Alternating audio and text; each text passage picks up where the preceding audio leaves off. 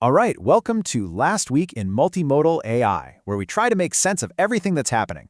And look, if you feel like you're drinking from a fire hose with all the new papers and models coming out, you are definitely not alone. The pace is just staggering, so let's cut through the noise together and figure out what's really going on. How fast are we talking? Well, just last week alone, the global AI community dropped more than 20 significant papers, models, and tools. And that's no exaggeration. Yep, you heard that right. Over 20 major releases in 1 week. So how do we even begin to unpack all of that?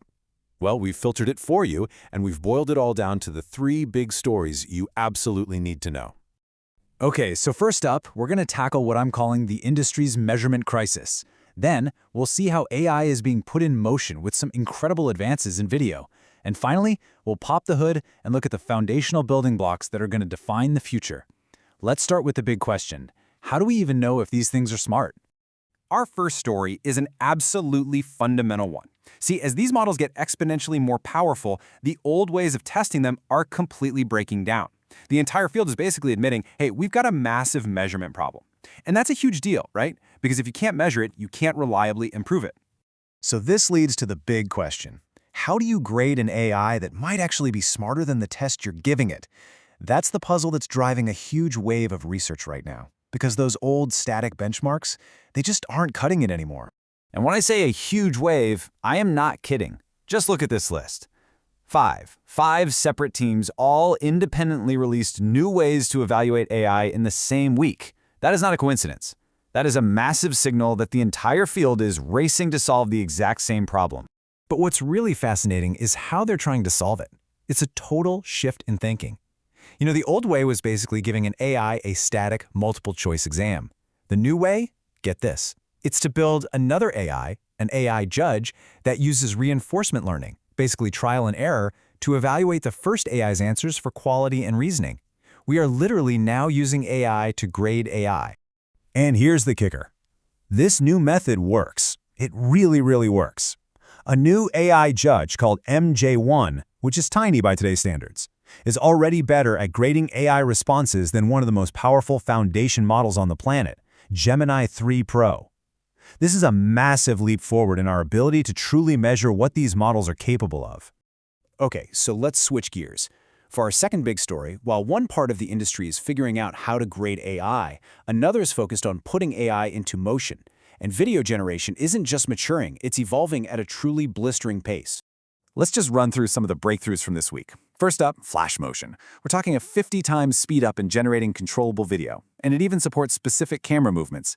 This is all about making video gen a practical tool. Next, MatAnyone 2. This tool can perfectly cut a moving object out of a video, a process called matting. And the incredible part, it has a built-in evaluator that judges its own work to make sure the edges are absolutely perfect. And this just perfectly illustrates the push for total realism.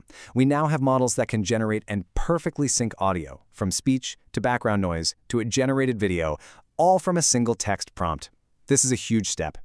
So what's the thread connecting all of these? It's a relentless push to make video generation production ready. We're talking faster, more controllable, and, crucially, usable without needing to train a whole new model for every little task.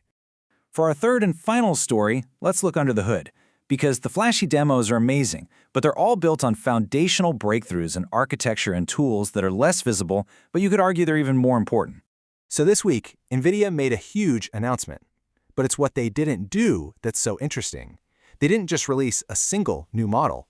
Instead, they released a whole family of open models, a suite of specialized tools designed for agentic AI, that is, AI that can take action, as well as physical robotics and healthcare. They're not just giving us a car, they're open sourcing the entire factory.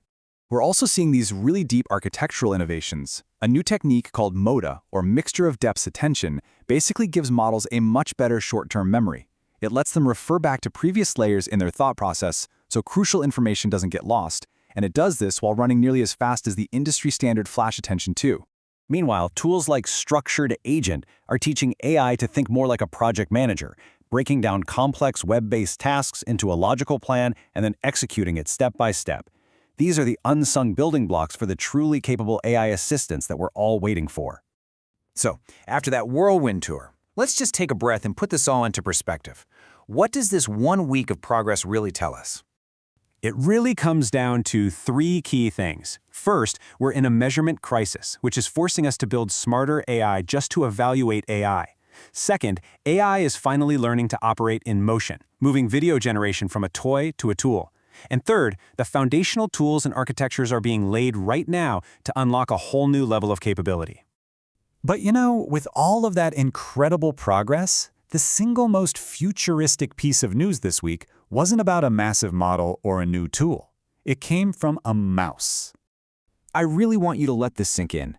Scientists recorded the raw neural activity from a mouse's brain while it was watching a video, and then used a multimodal AI to decode those brain signals back into the video the mouse was actually seeing. This isn't a simulation. It's not a guess. This is direct brain-to-video decoding. It is science fiction made real. It's a stunning, almost frightening reminder of where all of this is headed. If this is what happens in just 1 week, what on earth does a full year look like? We'll be back next week to continue finding out.